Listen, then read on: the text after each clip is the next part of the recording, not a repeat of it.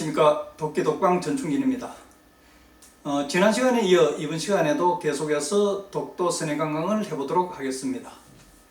저는 독도의 지형과 경성을 소개한다는 의미에서 이 선해관광을 시작했습니다만 막상 방송을 하면서 미안한 마음이 많이 들었습니다. 실제 이 풍경들은 독도 여행을 간다고 하더라도 일반인들은 잘 볼 수 없는 것들입니다.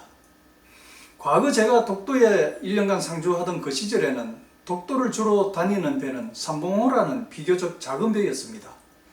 요즘 배에 비하면 그야말로 통통배라고 할 수 있을 것입니다. 그런데 그 배는 웬만한 파도에도 배를 쓴 착장에 됐습니다. 부득이하게 배를 접안하지 못할 경우에는 반드시 섬을 한 바퀴 도는 선해관광을 해주었습니다. 독도에 발을 딛지 못하는 대신 배 갑판에 위에서나마 독도의 구석구석을 살펴보라는 그런 배려에서입니다. 그래서 접안을 하지 못한다고 하더라도 그다지 손해보는 그런 느낌은 들지 않았습니다. 그런데 언젠가부터 배들이 접안을 하지 못하면 섬을 선해 관광해 주는 것이 아니라 선착장 앞에 잠시 정선을 했다가 곧장 돌아가 버리고 마는 것이었습니다. 들리는 소문에 의하면 배의 운항 시간을 맞추고 또 기름값을 절약하기 위해서 그런다는 것입니다. 그러니 이제 관광객들은 독도의 풍광이 어떠한지 도무지 알 턱이 없습니다. 제가 이렇게 관광객들이 잘 볼 수 없는 풍광을 속속들이 이야기하다 보니까 그야말로 그림의 뜻과 같은 그런 것이 아닌가 하고 미안스러운 마음이 든다는 것입니다. 그러나마 이 독기독방을 들음으로 해서 저와 함께 사진과 동영상으로 비경을 감상할 수 있다고 생각을 해주시면 고맙겠습니다. 자, 지난번에 보았던 독립문 바위 그 정면에 보면 낮은 바위섬이 있습니다. 이 바위를 물오리 바위라고 하는데요. 독도에서 이름을 얻은 바위 중에서 가장 규모가 작은 바위가 아닐까 그렇게 생각을 합니다. 다음은 구선착장입니다. 사진에서 보시는 바와 같이 구선착장은 함몰와지 천장굴 입구를 따라 길게 축조된 시멘트 구조물입니다. 과거 1960년대 말 한때 독도 경비대원들이 이곳을 통하여 동도 정상을 드나들었습니다. 이 구선착장을 지나 좀 더 밀고 들어가면 커다란 동굴 입구가 나타납니다. 지난번 독도 지형을 설명할 때 말씀드린 바로 그 함몰와지 천장굴입니다. 이 천장굴 입구는 대낮인데도 시퍼런 물결과 마치 동굴의 모양이 야수 아가리와 같이 아주 주름진 그런 모습을 보이고 있습니다. 그런 모양새 때문에 언제나 섬뜩한 그런 기분이 듭니다. 저도 독도에 있는 동안 이곳을 두 번밖에 들어가 보지 못했습니다. 동굴의 모양새도 그렇지만 이 천장굴 안에 모터보트를 밀어 넣으면 바깥쪽에서 파도가 조금만 이렇게 밀고 들어와도 보트가 밖으로 빠져나올 수가 없습니다. 그래서 애를 먹게 되는데요. 독도 사람들은 종체 천장굴 안에 그런 이유로 보트를 밀어 넣으려고 하지 않습니다. 자, 천장굴 안에서 뻥 뚫린 동도를 쳐다보는 것은 색다른 신비감입니다. 밖에서 보는 것과 내려다보는 것과는 전혀 다른 그런 풍경을 보여주고 있지요. 다시 천장굴을 나와서 구선착장입니다. 이 구선착장에서 동도 정상까지는 시멘트 계단길이 이어져 있습니다.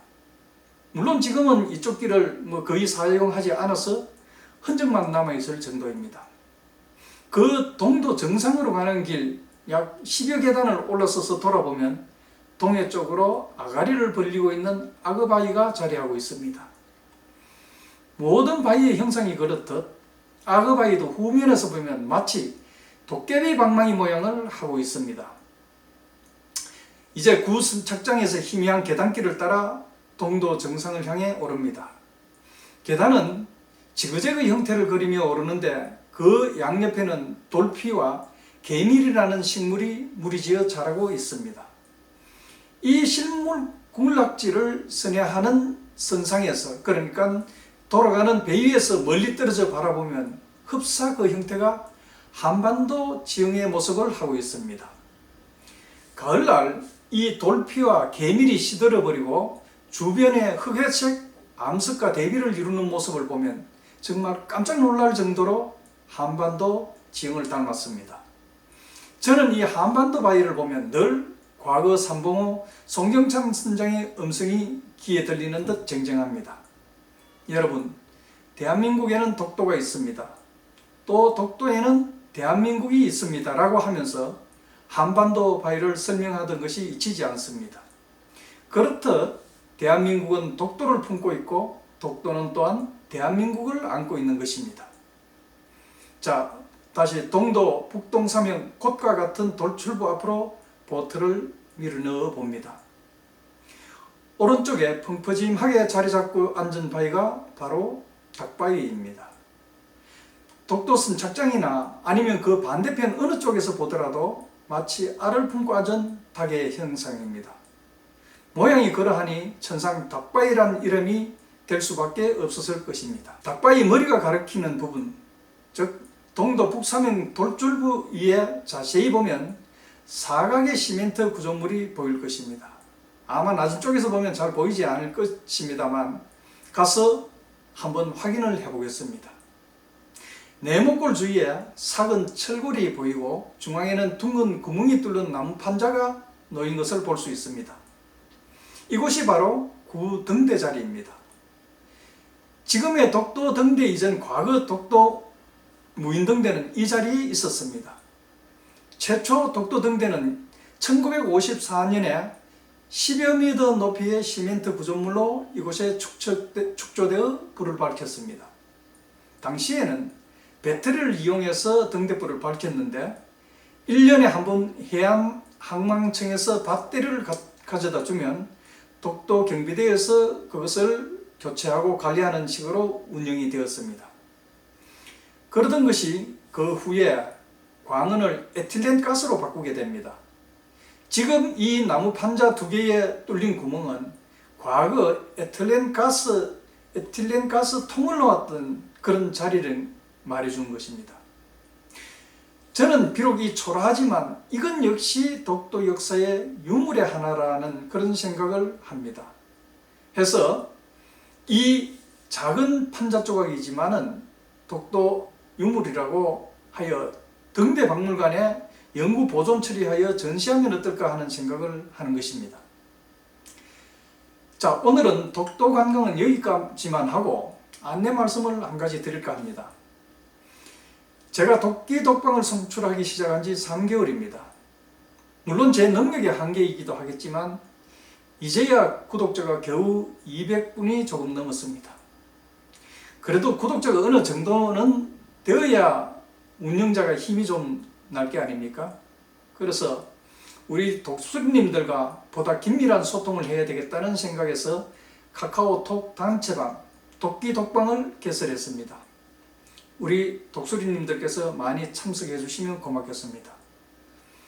물론 이렇게 한 데는 200분이 조금 넘는 구독자가 있지만 좋아요를 눌리는 경우가 거의 100여 회도 되질 않고 매회, 그리고 이것을 시청해 주시는 분 역시 200회를 넘어가질 못합니다. 해서 앞으로 이 단체 톡방을 이용해서 보다 많은 이야기를 좀 나눌까 합니다. 그리고 우리 독수리님들 주변에 도끼 독방 권유한다고 고생이 많으신데 제가 지난 7월 말에 책을 한 권 출간했습니다. 단순하게 소박하게라는 그런 책인데요. 나남출판사에서 출간을 했습니다. 책의 내용은 그렇습니다. 저는 우리 사회의 무한 경쟁과 과도한 욕망이 우리 인류 스스로를 불행의 나락으로 이끌고 있다고 그렇게 생각합니다. 서구의 물질 만능주의에서 헤어나서 스스로 만족할 줄 아는 동양의 청빈의 정신을 실천하는 것만이 인류 구원의 길이 있다고 생각을 하는 것입니다. 그래서 문명을 거부한 채 산속에서 농사를 지으며 없으면 없는 대로, 불편하면 불편한 대로 그렇게 생활하는 한 스님의 일상을 제가 약 20년 가까이 관찰하면서 그 삶을 글로서 기록하게 된 것입니다. 뜻밖에도 많은 독자들이 공감해 주셔서 현재 2세를 찍었습니다. 앞으로 도끼 독방 300번째 구독자분께는 저와 그리고 주인공 육잠스님의 사인이 든 책을 한 권 선물해 드릴까 합니다. 그리고 독수님들 주위에 많이 권유 좀 해주시고 300번째 구독자님 단체톡에 오셔서 연락 주시기 바랍니다. 또 우리 독수님들을 위해서 제가 할 수 있는 이벤트들을 앞으로 계속 마련을 좀 하겠습니다. 자, 오늘은 여기까지입니다. 알아야 독도, 모르면 죽도, 도끼독방 전충진이었습니다. 다음 시간에 다시 뵙겠습니다. 감사합니다.